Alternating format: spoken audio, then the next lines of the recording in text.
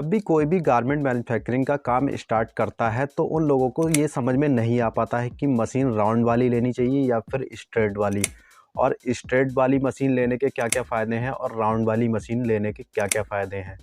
और दोस्तों, इनमें रेटों में भी बहुत ज़्यादा अंतर होता है, इसीलिए आपको पहले देखना होगा कि आपके ज़रूरत में कौन सी मशीन आ रही है, कौन सी मशीन आपकी ज़रूरत के हिसाब से परफेक्ट है, क्योंकि इनमें रेटों में काफ़ी अंतर होता है। अगर आप मशीन ठीक चूज़ कर लेते हैं तो आपको फ्यूचर में कभी कोई दिक्कत नहीं होगी। तो आज की इस वीडियो में हम आपको बताएंगे दोनों मशीनें कितना कितना काम कर सकती हैं और आपको कौन सी मशीन लेना चाहिए, कौन सी मशीन आपके लिए बेस्ट रहेगी। अगर आप नया काम स्टार्ट कर रहे हैं तो आपके लिए कौन सी मशीन बेस्ट रहेगी, और दोनों मशीनों के रेट भी बताएंगे आपको कि राउंड वाली मशीन का क्या रेट है और स्ट्रेट वाली मशीन का क्या रेट है। तो वीडियो अगर 1% भी अच्छा लगे तो वीडियो को लाइक ज़रूर कर देना। अगर आप पहली बार देख रहे हैं तो चैनल को सब्सक्राइब ज़रूर कर देना, जिससे आने वाली वीडियो आप तक पहुंचती रहे। तो चलिए दोस्तों, वीडियो को करते हैं शुरू।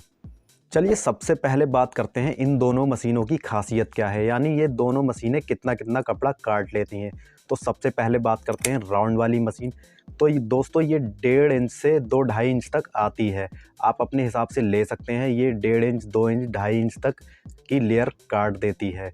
और बात करते हैं स्ट्रेट वाले की, तो ये 8 इंच, 10 इंच, 12 इंच तक आती है। आप अपनी ज़रूरत के हिसाब से ले सकते हैं, आपको कितने इंच की चाहिए। तो जो आपकी ये स्ट्रेट वाली मशीन है, ये बड़ी वाली जो मशीन है, वो आपको राउंड वाली मशीन से, यानी जो छोटी वाली मशीन है, उससे करीब 4 गुना ज़्यादा आपको काम करके देगी, 4 गुना ज़्यादा कटिंग करके देगी वो आपको। चलिए बात करते हैं ये कौन सी कटिंग मशीन किसको लेना चाहिए। दोस्तों, अगर आपकी 10 मशीनों से कम चल रही हैं, यानी 7-8 यानी 10 तक भी मशीनें चल रही हैं, तो आप छोटी कटिंग मशीन ले सकते हैं। अगर आपकी 10 मशीनों से ज़्यादा चल रही हैं, 15 चल रही हैं, 20 चल रही हैं, तो आपको बड़ी कटिंग मशीन लेनी पड़ेगी। तो 10 से ज़्यादा अगर मशीनें चलती हैं जिसकी, तो उसे कटिंग भी बहुत ज़्यादा चाहिए होती है, तो इसीलिए ये बड़ी मशीन काम में आती है। तो आप बड़ी मशीन ले सकते हैं। अगर आपकी 10 मशीनों से कम चल रही हैं तो आप छोटी कटिंग मशीन ले सकते हैं। चलिए अब बात करते हैं कौन सी मशीन कितने पीस काट सकती है। अगर आपके पास छोटी कटिंग मशीन है और आप लोअर और टी शर्ट काटते हैं, तो दोस्तों आप एक बंदे को लगा के, यानी अपने साथ एक हेल्पर को लगा के पूरे दिन में 400 से 500 पीस तक आप काट सकते हैं एक दिन में। और अगर आपके पास बड़ी कटिंग मशीन है, यानी स्ट्रेट मशीन है, तो आप एक हेल्पर को अपने साथ में लगा के पूरे दिन में 1500 से 2000 पीस तक आराम से काट लेंगे। देखिए, छोटी कटिंग मशीन जो होती है वो 2-2.5 इंच तक ही होती है। उसकी कैपेसिटी इतनी होती है कि 2.5 इंच तक आप उस पर लेयर लगा सकते हैं। यानी आप 2 रोल काटेंगे तो आपसे एक बार में 2 रोल ही कट पाएंगे। और बड़ी कटिंग मशीन जो होती है स्ट्रेट वाली, उसकी कैपेसिटी होती है दोस्तों, अगर वो 8 इंच की ली आपने, तो उसमें आप 7-8 रोल लगा सकते हैं। अगर आपने 12 इंच की ली, उससे ज़्यादा कैपेसिटी वाली भी आती हैं, तो उसमें आप करीब 10-11 रोल आराम से लगा सकते हैं। देखिए, बात करते हैं बिगिनर्स की, यानी जो नया काम स्टार्ट करते हैं, पहली बार आ रहे हैं इस लाइन में, छोटा काम स्टार्ट कर रहे हैं, उनका बजट भी कम है, तो उनको ज़रूरत नहीं होती है बड़ी कटिंग मशीन की। आप छोटी से काम चला सकते हैं, क्योंकि छोटी भी 400-500 पीस काट देगी डेली की। आप इतने तो बेच कहाँ पाएंगे, आप इतने नहीं बेच पाएंगे। आप एक दिन में 400-500 पीस बेचना बहुत बड़ी बात होती है।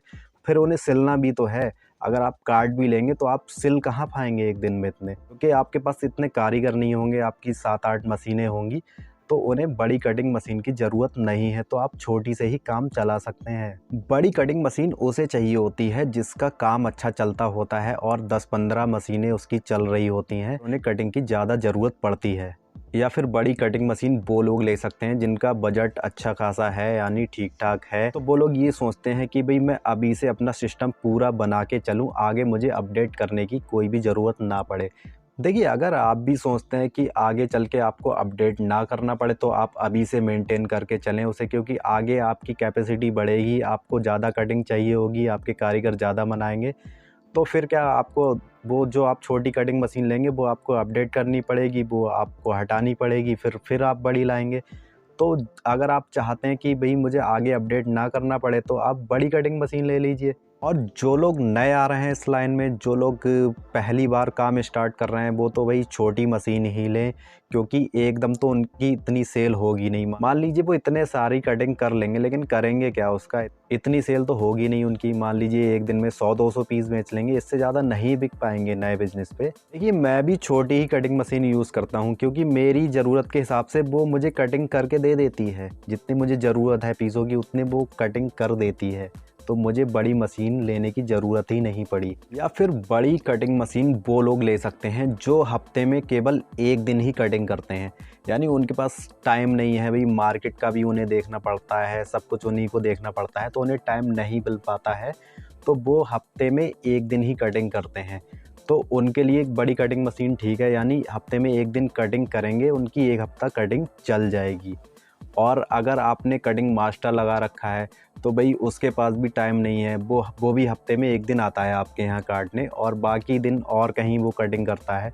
तो ऐसा कटिंग मास्टर अगर आपने लगा रखा है, तब भी आपको बड़ी कटिंग मशीन की ज़रूरत पड़ेगी, क्योंकि बड़ी कटिंग मशीन से क्या है ना, एक बार आप कटिंग कर देंगे तो आपकी एक हफ्ता आराम से चलेगी। अगर आपने पूरे दिन कटिंग कर दी तो एक हफ्ता आपकी सिलाई आराम से हो जाएगी। अगर छोटी कटिंग मशीन है आपको, तो भाई आपको डेली कटिंग करनी पड़ेगी। अगर आपके पास टाइम है, आप डेली कटिंग कर सकते हैं, इतना टाइम है आपके पास, तो आप छोटी कटिंग मशीन ले लें, क्योंकि वो एक दिन में इतना कटिंग कर देगी, 1 या 2 दिन उसकी सिलाई हो सकती है, 2 दिन तो हो ही जाएगी सिलाई, इतने पीस तो वो काट ही देगी। या फिर आपने कटिंग मास्टर लगा रखा है, वो परमानेंट है, सैलरी पर आपने उसे लगा रखा है, तो भाई वो तो डेली कटिंग करेगा, तब भी छोटी मशीन चल जाएगी। तो सिंपल भाषा में समझ लीजिए दोस्तों, अगर आप बिगिनर्स हैं, यानी इस लाइन में नए हैं, आपका काम छोटा है, छोटे बजट से आपने स्टार्ट किया है, तो आप छोटी मशीन ही ले लें, आपके लिए सबसे बेस्ट वही रहेगी। अगर आपको नॉलेज है थोड़ी बहुत, आप इस लाइन में काम कर चुके हैं और आपको लगता है कि आप अपने काम को बड़े लेवल तक ले जाएंगे, यानी आपका बजट भी ठीक ठाक है, काम करने के लायक इतना पर्याप्त पैसा है आपके पास, तो आप सिस्टम पूरा मेंटेन करके चलें, यानी उसमें आपको आगे अपडेट करने की कोई दिक्कत नहीं पड़ेगी। आपके पास सारी मशीनें पहले से ही अपडेटेड होंगी, तो आगे चल के आपकी कैपेसिटी बढ़ेगी ही, तो कैपेसिटी के हिसाब से आपके पास मशीनें पहले से अवेलेबल होंगी, जो आपको इतना काम करके दे सकती हैं जितनी आपकी रिक्वायरमेंट है।